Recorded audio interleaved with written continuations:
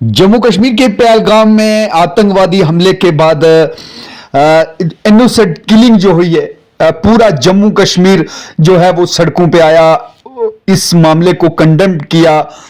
लेकिन कश्मीर के असली फेस को, कश्मीर की असली कश्मीरियत को बदनाम करने के लिए जो नेशनल टीवी चैनल हैं, इन्होंने ऐसा गंदा खेल रचा है, पूरे माहौल को आलूदा करने की कोशिश की है। ऐसे तमाम चैनल्स के खिलाफ सरकार को एक्शन लेना चाहिए और उनके खिलाफ एफआईआर दर्ज करनी चाहिए, क्योंकि पूरे मुल्क का माहौल है जो इन लोगों ने खराब किया है। नाम था सैयद हुसैन शाह। कश्मीर की वादियों में पहलगाम का एक साधारण सा नौजवान, पेशे से घोड़े वाला, टूरिस्ट को घोड़े पर बैठाकर पहाड़ों की सैर कराता था। वही सैयद हुसैन शाह जो उस दिन एक सुपर हीरो बन गया।